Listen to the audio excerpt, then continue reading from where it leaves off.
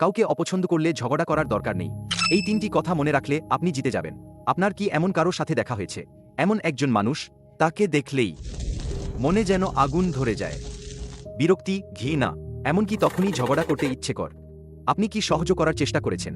এড়িয়ে গেছেন, এমনকি উদার হওয়ার ভান করেছেন, কিন্তু দেখেছেন যে যত সহ্য করেন তত কষ্ট হয়, যত এড়িয়ে যান তত দমবন্ধ লাগ। চিন্তা করবেন না, আজ আমি আপনাকে একটি গোপন কথা বলবো। সত্যিকারের বুদ্ধিমান মানুষরা অপছন্দের মানুষের মুখোমুখি হলে কখনো ঝগড়া করেন না, আর নিজেদেরও কষ্ট দেন না। তারা শুধু 3টি কথা ব্যবহার করে নিজের মনকে শান্ত রাখতে পারেন, এমনকি সেই অপছন্দের মানুষটিকেও আপনার কাছে এসে ক্ষমা চাইতে বাধ্য করতে পারেন। এই 3টি কথা 2500 বছর আগের প্রাচীন জ্ঞানের অংশ। এগুলো এত সহজ যে 3 বছরের বাচ্চাও মনে রাখতে পারে, কিন্তু এত শক্তিশালী যে আপনার জীবন বদলে দিতে পার। বিশ্বাস হচ্ছে না? তাহলে আমি আপনাকে একটি গল্প বল। অনেক দিন আগে একটি প্রাচীন মন্দিরে হুইমিং নামের একজন তরুণ সাধক ছিলেন। তিনি প্রতিদিন সবার আগে উঠতেন আর সবার পরে ঘুমাতেন। তিনি জপ ও ধ্যানে কখনো অলসতা করতেন না এবং প্রবীণদের কাছে অত্যন্ত সম্মানিত ছিলেন। কিন্তু সম্প্রতি তিনি একটি বিরক্তিকর সমস্যার সম্মুখীন হন। মন্দিরে একজন নতুন জ্যেষ্ঠ শিষ্য এসেছিলেন, যার নাম জিগুই। এই জিগুই এক সম্ভ্রান্ত পরিবার থেকে এসেছিলেন। তিনি অত্যন্ত ধনী ছিলেন এবং সন্ন্যাস গ্রহণের আগে স্থানীয় একজন বিখ্যাত পণ্ডিত ছিলেন। কিন্তু তার একটি বদ অভ্যাস ছিল। যেখানেই যেতেন নিজের জ্ঞান জাহির করতে ভালোবাসতেন এবং কথায় কথায় অন্যদের ছোট করতেন। হুইমিংয়ের জন্য আরও কষ্টকর ছিল যে জিগুয়াং দেখতেন তিনি অল্প বয়সেই প্রবীণদের প্রশংসা পেয়েছেন।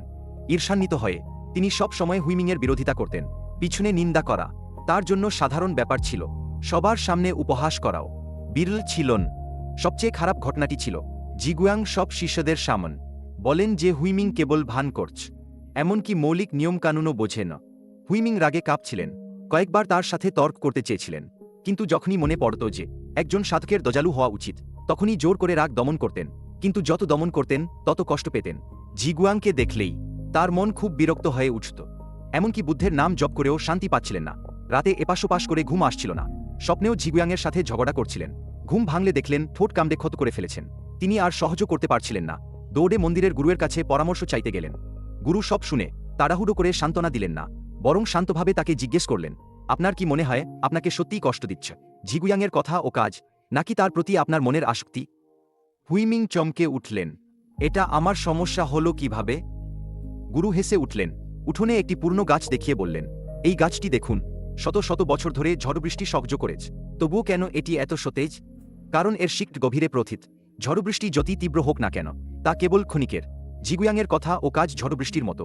আপনার মন এই গাছের মতো। যদি শিকট দুর্বল হয় তবে স্বাভাবিকভাবেই এদিক ওদিক হেলে পড়বে। যদি শিকট মজবুত হয়, সে যাই বলুক বা করুক না কেন, তাতে আপনার কি আসে যায়? কথা বলতে বলতে দূর থেকে জিগুয়াংয়ের কণ্ঠস্বর ভেসে এলো। সে আবার অন্য কারো সাথে তর্ক করছে। কিছু লোক আছে, সবসময় ভাবে তারা আধ্যাত্মিক সাধনায় অনেক এগিয়ে গেছে, আসলে তারা জাগতিক জ্ঞানও বোঝে না। হুইমিংয়ের মুখ মুহূর্তেই লাল হয়ে গেল, মুঠো আপনাআপনি শক্ত হয়ে গেল।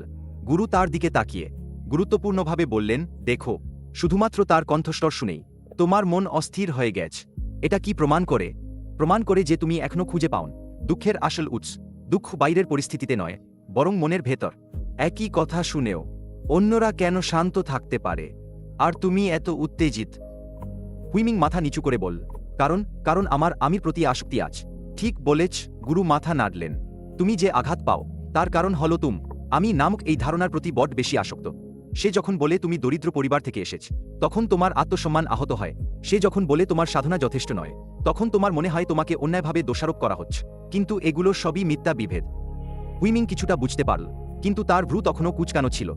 আমি যুক্তি বুঝি, কিন্তু যখন কোনো ঘটনা ঘটে তখন মনকে শান্ত রাখতে পারি না। যখনই সে আমাকে উপহাস করে, আমার মনের ভেতরের সেই আগুন হঠাৎ করে জ্বলে ওঠে, নিয়ন্ত্রণ করতে পারি না। গুরু তার দিকে তাকালেন। তার চোখে এক রহস্যময় ঝলক দেখা গেল। যদি আমি বলি একটি খুব সহজ উপায় আছে যা তোমাকে মোকাবিলা করতে সাহায্য করব, যে কোনো অপছন্দের মানুষের সাথে, এবং মুহূর্তেই তোমার মনে শান্তি এনে দেবে, তুমি কি বিশ্বাস করবে? হুইমিংয়ের চোখ উজ্জ্বল হয়ে উঠল। সত্যিই এমন কোনো উপায় আছে? শুধু আছেই না, মাত্র 3টি বাক্যেই তা সম্ভব। গুরু মৃদু হাসলেন। এই 3টি বাক্য তোমাকে নত হতে বলবে না, তোমার নিজের নীতির বিরুদ্ধে যেতে বলবে না, তবুও তোমার ভেতরের ঘৃণ বরফের মতো গলে যাব। আরও আশ্চর্যজনক হল, এগুলো এক অবিশ্বাস্য শক্তি তৈরি করতে পারে, যা তাদের প্রভাবিত করবে, সেই ব্যক্তিকে পরিবর্তন করবে যাকে তুমি সবচেয়ে অপছন্দ করো। সে স্বেচ্ছায় তোমার কাছে ক্ষমা চাইবে, এমনকি তোমার সেরা বন্ধু হয়ে উঠতে পার। হুইমিংয়ের মন উত্তেজনায় ভরে উঠল। সে অধীর আগ্রহে জানতে চাইছিল এই 3টি বাক্য। কিন্তু ঠিক তখনই খাবারের ঘণ্টা বেজে উঠল। গুরু উঠে চলে গেলেন। শুধু একটি বাক্য রেখে গেলেন, কাল আমি তোমাকে বিস্তারিত বলব। সারাদিন ধরে হুইমিং এই বিষয়টি নিয়েই ভাবছিল। মাত্র 3টি বাক্যেই এত অলৌকিক শক্তি, এটা সত্যিই অবিশ্বাস্য। তাকে আরও কষ্ট দিচ্ছিল যে সেই রাতে জিগুয়াং যেন আরও বেপরোয়া হয়ে উঠল। ধ্যানকক্ষে সে ইচ্ছাকৃতভাবে বসল হুইমিংয়ের পাশে। মাঝে মাঝে অদ্ভুত শব্দকর তার ধ্যানে ব্যাঘাত ঘটাতে লাগল। হুইমিং কয়েকবার রেগে যেতে চাইল, কিন্তু গুরুর কথা মনে পড়তেই সে নিজেকে জোর করে সামলে নিল। তবে তার মনের ঘৃণ বুনো ঘাসের মতো বাড়তে লাগল, প্রায় তার বিচার বুদ্ধিকে গ্রাস করে ফেলছিল। পরের দিন সকালে হুইমিং গুরুর দরজার বাইরে আগে থেকেই অপেক্ষা করছিল। ঠিক এই সময়ে জিগুয়াং আবার হাজির হল এবং ব্যঙ্গ করে বল, কিছু লোক আছে যারা সব সময় গুরুজনদের সামনে নিজেদের জাহির করতে ভালোবাসে, আসলে তাদের মন খুব অস্থির, এক রাতও অপেক্ষা করতে পারে না। হুইমিংয়ের রাগ চর্মে উঠল, সে জবাব দিতেই যাচ্ছিল। ঠিক তখনই গুরু বাইরে এলেন। তিনি কিছুই বললেন না, শুধু শান্তভাব সেই পুরনো গাছের নিচে গেলেন। শিষ্যরা স্বাভাবিকভাবেই তাকে ঘিরে ধরল। 3টি কথার রহস্য গুরু বলতে শুরু করলেন। গতকাল হুইমিং আমাকে জিজ্ঞাসা করেছিল ঘৃণ্য মানুষের সাথে কিভাবে আচরণ করতে হয়। এই প্রশ্নট শুধু সাধকরাই নয়, এমনকি পৃথিবীর রাজা মহারাজারাও প্রায়শই এর দ্বারা বিচলিত হন। তিনি একটু থামলেন এবং একটি গল্প বলতে শুরু করলেন। অনেক আগে একজন জ্ঞানী রাজা ছিলেন, যিনি সুচারুভাবে রাজ্য শাসন করতেন এবং প্রজাদের কাছে অত্যন্ত প্রিয় ছিলেন। কিন্তু রাজসভায় একজন মন্ত্রী ছিলেন, যিনি সবসময় রাজার বিরোধিতা করতেন। রাজা যে নীতি প্রস্তাব করতেন, তিনি তার বিরোধিতা করতেন, কখনো কখনো তো সভাসদদের সামনেই রাজাকে বিব্রত করতেন। আরও খারাপ ব্যাপার হল, তিনি গোপন রাজার বিরুদ্ধে গুজব ছড়াতেন এবং অন্যান্য মন্ত্রীদেরও নিজের পক্ষে টানার চেষ্টা করতেন।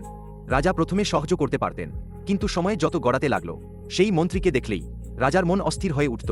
রাতে ঘুম আসত না, খাবারে রুচি থাকত না। পরে রাজার একজন গুরু তাকে একটি গোপন পদ্ধতি শিখিয়েছিলেন। মাত্র 3টি বাক্য, রাজা সেই অনুযায়ী কাজ করলেন, শুধু তার মনের শান্তি ফিরে আসেন। আরও আশ্চর্যজনকভাবে 3 মাস পর সেই মন্ত্রী, যিনি সবসময় তার বিরোধিতা করতেন, তিনি নিজেই ভুল স্বীকার করে ক্ষমা চাইলেন এবং পরে তিনি রাজার সবচেয়ে বিশ্বস্ত সহকারী হয়ে উঠলেন। এমনকি একটি বিদ্রোহ দমন করতেও সাহায্য করেছিলেন, যা প্রায় রাজবংশকে ধ্বংস করে দিচ্ছিল। শিষ্যরা অবাক হয়ে শুনছিল।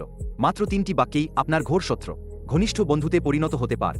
গুরু সবার বিস্মিত অভিব্যক্তি দেখে ধীরে ধীরে সেই 3টি বাক্য বললেন। প্রথম বাক্যটি হল, তারও কষ্ট আজ। হুইমিং হতবাক হয়ে গেল, এতটাই সহজ? গুরু ব্যাখ্যা করলেন, তোমার কি মনে হয় জিগুই কেন তোমার সাথে সব বিষয়ে বিরোধিতা করে?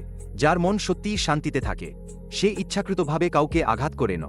সে তোমাকে ছোট করে উপহাস করে, কারণ তার মনের গভীর বিরাট কষ্ট ও ভয়ে আজ। তিনি জিগুয়াংয়ের দিকে তাকালেন। তুমি কি সবাইকে বলতে চাও কেন তুমি হুইমিংকে লক্ষ্য করেছ? জিগুয়াংয়ের মুখ মুহূর্তেই লাল হয়ে গেল। সে তোতলাতে তোতলাতে কথা বলতে পারল না। গুরু করুণার সাথে বললেন, আমাকে বলতে দাও।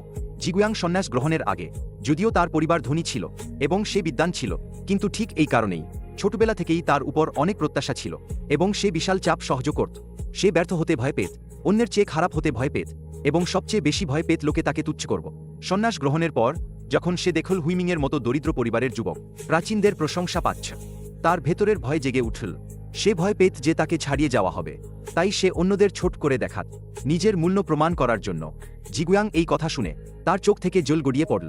গুরুর কথা ধারালো তলোয়ারের মতো সরাসরি তার হৃদয়ের গভীরে আঘাত করল, সেই ক্ষততে যা সে সবচেয়ে বেশি এড়িয়ে চলতে চাইত। একজন মানুষ যার মন সত্যিই শান্ত, সে কাউকে আঘাত করে না। গুরুর কণ্ঠস্বর আরও কোমল হয়ে উঠল। প্রত্যেক ব্যক্তি যখন ঘৃণ্য আচরণ করে, তার পেছনে গভীর কষ্ট থাক। যখন তুমি এটা বুঝতে পারবে, তখন তুমি সেই বিরক্তিকর মানুষটিকে দেখো, তোমার মনের অবস্থা মৌলিকভাবে পরিবর্তিত হব। রাগ থেকে বোঝাপড়ায়, বিরোধিতা থেকে করুণায়। হুইমিং হঠাৎ করে সব বুঝতে পারল। জিগুয়াংয়ের দিকে তার দৃষ্টিত আর রাগ ছিল না, বরং গভীর সহানুভূতি ছিল। দ্বিতীয় বাক্যটি হল, আমিও তাই। এই বাক্যটি তোমাকে নিজের দিকে তাকাতে বল। গুরু বলতে লাগলেন, হুইমিং, তুমি জিগুয়াংয়ের অহংকারকে ঘৃণা করো, কিন্তু তুমি নিজ যখন গুরুজনদের প্রশংসা পেয়েছিলে, তখন তোমার মনে কখনো অহংকার জন্মায়নি। তুমি তার ঈর্ষাকে ঘৃণা করো, কিন্তু যখন তুমি দেখ অন্যান্য শিষ্যদের, যখন কেউ আপনার চেয়ে বেশি জনপ্রিয় হয়, আপনার মনেও কখনো অসন্তোষের ঢেউ ওঠেনি? হুইমিংয়ের মুখ লাল হয়ে গেল। সত্যিই, সেও প্রশংসা পেয়ে মনে মনে খুশি হয়েছিল।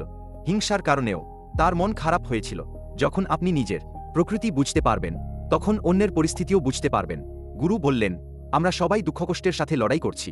আমাদের সবারই লোভ, ঘৃণা ও মোহ আছে। আমরা সবাই মুক্তির পথ এগিয়ে চলেছ। এই বিষয়টি বুঝতে পারলে অন্যের প্রতি আপনার সহনশীলতা স্বাভাবিকভাবেই বেড়ে যাবে। তৃতীয় বাক্যটি হল, সে শান্তিতে থাকুক। এই বাক্যটি বলার সাথে সাথে সবাই অবাক হয়ে গেল। ঘৃণার পাত্রের জন্য শান্তি কামনা করতে হবে। গুরু ব্যাখ্যা করলেন, এই বাক্যটি হল, পুরো সাধনার চূড়ান্ত পর্যায়ে যখন আপনি আন্তরিকভাবে কামনা করতে পারবেন যে ব্যক্তি আপনাকে বিরক্ত করত সে শান্তি লাভ করুক, তখন আপনার মন সম্পূর্ণরূপে মুক্ত হব। কেন এমন করতে হবে? কারণ প্রকৃত জ্ঞান আমাদের বলে যাকে তুমি অপছন্দ করো তার প্রকৃত স্বভাবও বিশুদ্ধ ও উজ্জ্বল, শুধু দুঃখ ও অভ্যাসের দ্বারা আবৃত। যখন তার মন সত্যিই শান্তিতে থাকবে সেই বিরক্তিকর আচরণগুলো স্বাভাবিকভাবেই অদৃশ্য হয়ে যাবে। গুরুর কণ্ঠস্বর আরও গম্ভীর হয়ে উঠল। আরও গুরুত্বপূর্ণ হল যখন তুমি মন থেকে কামনা করতে পারবো যে সকল প্রাণী শান্তিতে থাকুক, তখন তুমি বোধিসত্ত্বের পথ অনুসরণ করছ। একবার করুণা জেগে উঠলে তা শুধু বিদ্বেষ দূর করে না, বর অসীম পুণ্য সঞ্চয় কর। হুইমিং এই কথা শুনে হঠাৎ কিছু বুঝতে পারল।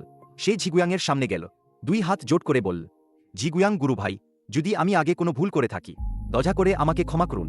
আমি মন থেকে আপনার মঙ্গল কামনা কর এবং আপনার সাধনার পথ মসৃণ হোক। আপনার মন শান্তিতে থাকুক।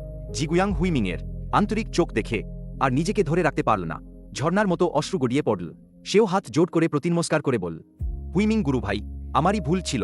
আমার ভেতরের ভয়ে ও ঈর্ষার কারণে আমি আপনাকে সব সময় কষ্ট দিয়েছি। আজ উপদেশ শুনে আমি বুঝতে পারলাম আমি কতটা মূর্খ ছিলাম। আমিও আন্তরিকভাবে তোমার মঙ্গল কামনা কর, তোমার সাধনায় উন্নতি হোক এবং পুণ্য ও প্রজ্ঞা উভয়ই বৃদ্ধি পাক। গুরু এই দৃশ্য দেখে করুণার সাথে হাসলেন। এটাই হলো 3 বাক্যের অলৌকিক ব্যবহার। এগুলো শুধু তোমার মনকে শান্তি করে না, বরং অন্যদেরও প্রভাবিত করতে পারে, শত্রুকেও বন্ধুতে পরিণত করতে পার। কেন এই 3 বাক্যের এত অলৌকিক শক্তি আছে? পরে এক শিষ্য কৌতূহলবশত গুরুকে জিজ্ঞাসা করলেন, কেন এই সাধারণ 3 বাক্যের এত অলৌকিক শক্তি থাকতে পারে? গুরু উত্তর দিলেন, কারণ এই 3 বাক্য বৌদ্ধ ধর্মের মূল প্রজ্ঞাকে প্রতিফলিত কর। প্রথম বাক্য, তারও কষ্ট আছে, নির্ভরশীল উৎপত্তির প্রজ্ঞাকে প্রতিফলিত কর। সবকিছুই কারণ ও শর্তের উপর নির্ভরশীল। এমনকি যে ব্যক্তির আচরণ তোমাকে বিরক্ত করে তারও গভীর কারণ আজ। তুমি যা দেখছো তা একজন ব্যক্তির খারাপ দিক নয়, বরং তার কষ্ট। এটা বুঝতে পারলে তুমি আবেগের পরিবর্তে প্রজ্ঞা ব্যবহার করতে পারবো। দ্বিতীয় বাক্য, আমিও তাই, সমতার প্রজ্ঞাকে প্রতিফলিত কর। মূল, সব প্রাণী সমান। আপনার যে সমস্যা আছে অন্যদেরও আজ। আপনি যে ভুল করেছেন অন্যরাও তা করতে পার। এটা উপলব্ধি করলে আপনার আর শ্রেষ্ঠত্বের অনুভূতি থাকবে না এবং আপনার আর বিরোধিতার মনোভাব থাকবে না। তৃতীয় বাক্যটি, সে শান্তিতে থাকুক, করুণার সাধনা প্রকাশ করে। এটাই সর্বোচ্চ জ্ঞান। যখন আপনি আন্তরিকভাবে কামনা করতে পারবেন সব প্রাণীর শান্ত, তখন আপনি ইতিমধ্যেই অতিক্রম করেছেন সঠিক ভুল দ্বৈতবাদী চিন্তাভাবনা এবং প্রকৃত স্বাধীনতায় প্রবেশ করেছেন। এই 3টি বাক্য সাধনার 3টি স্তরকে নির্দেশ করে, কারণ ও ফলাফল বোঝা, সমতা উপলব্ধি করা এবং করুণা জাগান। যখন আপনি যে কারো মুখোমুখি হলে এই 3টি বাক্য প্রয়োগ করতে পারবেন, তখন আপনি ইতিমধ্যেই হাঁটছেন সর্বোচ্চ সাধনার পথ। এই গল্পটি আপনাকে যে অনুপ্রেরণা দেয়, আসলে আমাদের প্রত্যেকের জীবনেই এমন মানুষের সাথে দেখা হয় যাদের আমরা অপছন্দ কর। হয়তো সে একজন খুঁতখুঁতে সহকর্মী, হয়তো সে একজন প্রতিযোগী আত্মীয়, হয়তো সে একজন বন্ধু যে পেছনে নিন্দা করে, অথবা হয়তো সে একজন প্রতিবেশী যে সব সময় আপনার বিরোধিতা কর। আগে আপনার হয়তো 3টি বিকল্প ছিল, ঝগড়া করা, সহ্য করা অথবা এড়িয়ে যাও।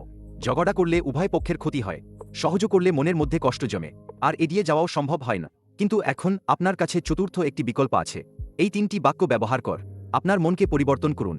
পরের বার যখন আপনি আবার দেখা করবেন সেই বিরক্তিকর ব্যক্তির সাথে মনে মনে জপ করার চেষ্টা করুন, তারও কষ্ট আছে, তার কথা ও আচরণের পেছন কি ধরনের ভয় বা কষ্ট লুকিয়ে আছে। আমিও তাই। আমার কি একই ধরনের দুর্বলতা নেই? আমি কি কখনো এমন ছিলাম না যখন আমি অন্যদের কাছে বিরক্তিকর ছিলাম? সে শান্তিতে থাকুক। যদি আমি সত্যিই তার সুখ কামনা করি, আমার মন আর কতটুকু বিদ্বেষ অবশিষ্ট থাকবে? আপনি দেখতে পাবেন যখন আপনি সত্যিই এটি করবেন, একটি অলৌকিক ঘটনা ঘটব। অন্য ব্যক্তি রাতারাতি পরিবর্তিত হয়নি, বরং আপনার মন পরিবর্তিত হয়েছে। আপনি আর তার কথা ও আচরণ দ্বারা প্রভাবিত হবেন না, তার কারণে আর রাতে ঘুমাতে পারবেন না। আপনি অর্জন করবেন প্রকৃত মানসিক স্বাধীনতা। এবং আরও আশ্চর্যজনক বিষয় হল, যখন আপনার মন পরিবর্তিত হয় তার প্রতি আপনার আচরণও পরিবর্তিত হবে। আপনার দৃষ্টি, কণ্ঠস্বর, মনোভাব অজান্তেই নরম হয়ে আস। অন্য ব্যক্তি এই পরিবর্তন অনুভব করতে পারে, তার প্রতিরোধ ও আক্রমণ ধীরে ধীরে ভেঙে যাব। এটাই হলো প্রভাবিত করার শক্তি। যুক্তি দিয়ে বোঝানো নয়, বরং করুণা দিয়ে গলিয়ে দেও। এর একটি আধুনিক উদাহরণ হল, আমি একজন বন্ধুকে চিনি যে তার কোম্পানিতে একজন সহকর্মীর দ্বার সবসময় লক্ষ্যবস্তু হতো। সেই সহকর্মীর সবসময় মিটিংয়ে তার ভুল ধরত এবং বসের কাছে তার নামে খারাপ কথা বলতো। বন্ধুটা এতটাই রেগে গিয়েছিল যে চাকরি ছাড়তে চেয়েছিল, এমনকি প্রতিশোধ নেওয়ার কথাও ভেবেছিল। পরে সে এই 3টি বাক্য শিখল এবং অন্য দৃষ্টিকোণ থেকে সেই সহকর্মীকে দেখতে শুরু করল। সে জানতে পারল যে সেই সহকর্মীর পারিবারিক অবস্থা ভালো নয়। বাবা মা সারা বছর অসুস্থ থাকে, কাজে তার উপর অনেক চাপ এবং সে চাকরি হারানোর ভয়ে থাক। সে বুঝতে পারল আসলে অন্য ব্যক্তির আক্রমণ ভয়ে থেকে আস। সে নিজেকেও পর্যালোচনা করল এবং দেখল যে সেও কখনো কখন চাপের কারণ পরিবারের সদস্যদের উপর রাগ করে। অজান্তেই অন্যদের আঘাত কর। সে বুঝতে পারল যে সে অন্য ব্যক্তির চেয়ে মহৎ নয়। অবশেষে সে শুরু করল সেই সহকর্মীর জন্য আন্তরিকভাবে শুভকামনা করত, যেন সে তার সমস্যা থেকে মুক্তি পায় এবং মনের শান্তি লাভ কর। সে ইচ্ছাকৃতভাবে অন্যকে খুশি করার চেষ্টা করেনি, শুধু নিজের মানসিকতা পরিবর্তন করেছিল। আশ্চর্যজনকভাবে কয়েক মাস পর সেই সহকর্মী তার প্রতি নিজের মনোভাব ধীরে ধীরে পরিবর্তন করল, আর বিরোধিতা করল না, এমনকি তার সাথে স্বেচ্ছায় সহযোগিতা করতে শুরু করল। পরে তারা দুজন খুব ভালো সহকর্মী হয়ে উঠল। এটা কোনো অলৌকিক ঘটনা নয়, বরং মানুষের মনের নিয়ম। তোমার মনে যা থাকে তুমি তাই আকর্ষণ কর। তোমার মনে যদি ঘৃণা থাকে তবে তুমি আরও বেশি শত্রুতা দেখতে পাব। তোমার মনে যদি দয়া থাকে তবে তুমি আরও বেশি সদিচ্ছা আকর্ষণ করব। শেষ কথা, কাউকে অপছন্দ করলে সম্পর্ক ছিন্ন করার দরকার নেই। সম্পর্ক ছিন্ন করা সবচেয়ে নিম্নমানের সমাধান। এটি সমস্যার সমাধান করে না, বরং আরও সমস্যা তৈরি কর। সর্বোচ্চ জ্ঞান হল বিরোধিতার পরিবর্তে বোঝাপড়া এবং ঘৃণার পরিবর্তে দয়ে। এর জন্য আপনাকে নিজেকে কষ্ট দিতে হবে না, অন্যকে খুশি করতে হবে না, শুধু আপনাকে নিজের অন্তরে ফিরে যেতে হবে এবং 3টি বাক্য ব্যবহার কর। সেই অস্বস্তিকর বাঁধনটি খুলে ফেলতে হবে। এই 3টি বাক্য 2000 বছরেরও বেশি সময় ধরে আজও পথ দেখাচ্ছ অগণিত দিশেহারা আত্মাক। এটি আমাদের শেখায় ঘৃণ্য মানুষের মুখোমুখি হলে সবচেয়ে বুদ্ধিমান উপায় লড়াই করা নয়, পালিয়ে যাওয়া নয় এবং সম্পর্ক ছিন্ন করাও নয়, বরং প্রজ্ঞা, সমতা এবং করুণা দিয়ে সমস্ত বিদ্বেষ দূর করা, যাতে আপনার মন প্রকৃত স্বাধীনতা লাভ কর। যখন আপনি এই 3টি বাক্য আয়ত্ত করবেন, তখন আপনি আয়ত্ত করবেন জীবনের সর্বোচ্চ আচরণগত প্রজ্ঞ। আপনি যত ঘৃণ্য মানুষেরই মুখোমুখি হন না কেন, যত কঠিন মানুষের সম্পর্কের সঙ্গেই জড়িত হন না কেন, আপনি আপনার মনের পবিত্রতা ও স্বাচ্ছন্দ্য বজায় রাখতে পারবেন, এমনকি অন্যকে প্রভাবিত করতে পারবেন, শত্রুতাকে বন্ধুত্বে পরিণত করতে পারবেন। এটি কোনো রূপকথা নয়, বরং হাজার হাজার বছর ধর অগণিত মানুষ দ্বারা প্রমাণিত এক সত্য। আপনিও চেষ্টা করে দেখতে পারেন।